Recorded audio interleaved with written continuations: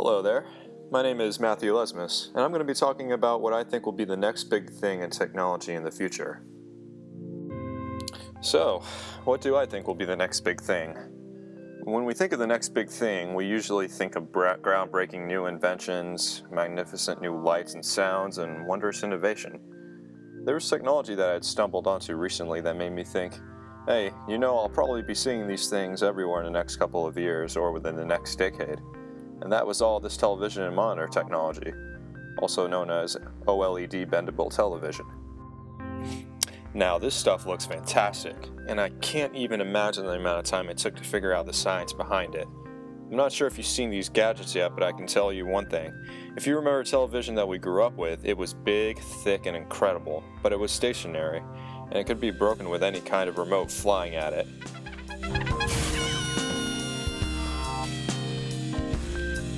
These bendable television devices live up to how they sound. You can actually bend the screens. They are shatterproof and almost paper thin. Not just that, but these pictures are in beautiful definition. So now you can watch your favorite movies or any kind of video that you want on a screen that's almost as small as a cell phone and that won't break. Imagine seeing images in crisp, clean fidelity, but are folded into different shapes. It's almost like those science fiction movies where they would see images and film on screens that are almost as thin as a sheet. It's crazy to think that in my lifetime I could see technology that crosses the border between fantasy and reality, but it looks like it isn't far off. There has also been display of a prototype transparent OLED screens, which you can see through. If you have seen the movie Minority Report and thought, nah, that would never happen, well, now you can almost believe it. Within this decade, we will be seeing amazing technology that can almost convince us we live in the future. And I wouldn't be any more excited than knowing all this great stuff is around the corner.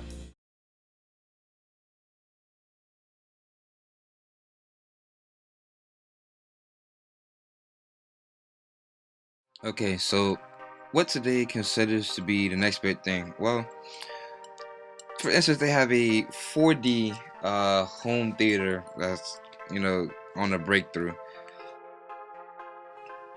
There are things they want to incorporate lighting, mist, air, scents. Actually put you in that feeling.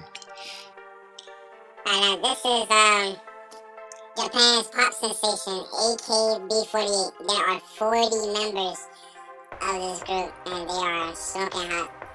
Now these guys are known throughout YouTube, Dormtainment. Yes, see what they do. They are like masterminds behind scripts and skits and all types of things. Now this here is the Ultra Portable Studio. Now this is crammed with recording speeds, 8 cents. They even have an FM radio that will allow you to rip samples. Now, this is the new DX4. This is a whole new 4D elemental environment that they wanted to install into movie theaters. Now, this allows, actual wind, air, mist, smell, all types of features that will be, initialized with what you see on the screen.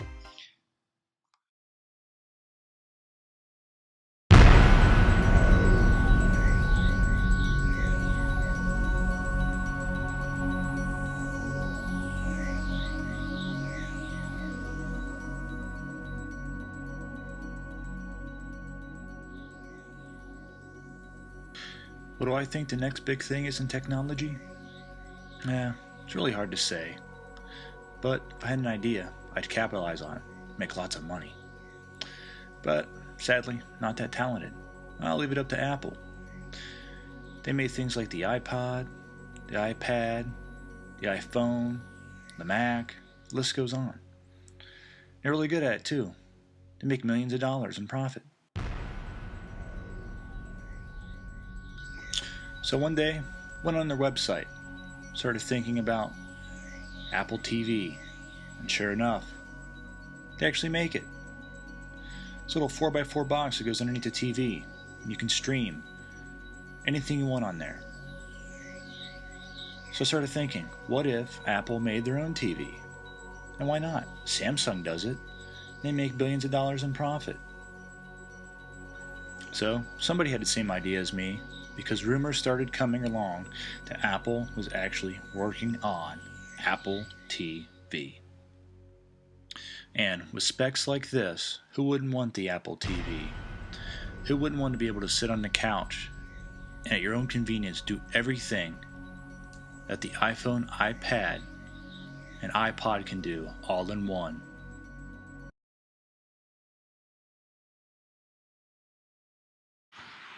The Nobel Prizes were recently presented, and one of the more interesting victories went to a duo of physicists who developed groundbreaking experimental methods that enable the measuring and manipulation of individual quantum systems. The physicists in question are Sergei Harouk and David J. Weinlein, and in more layman's terms, they have managed to observe the behavior of single atoms and photons without disturbing or destroying them. This was originally thought to be impossible because of how volatile and dependent on the environment these particles are. Shown in the figure are the methods the physicists have employed.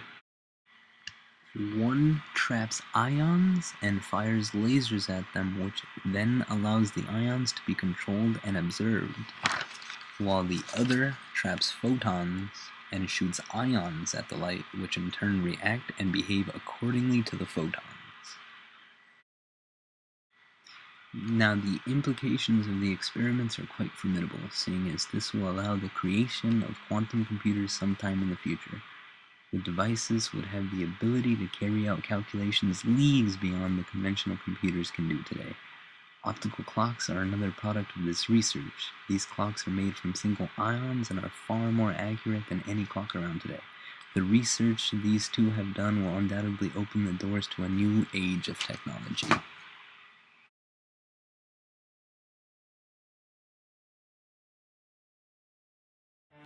Hi, my name is Grant. I'll be talking to you about 3D printers.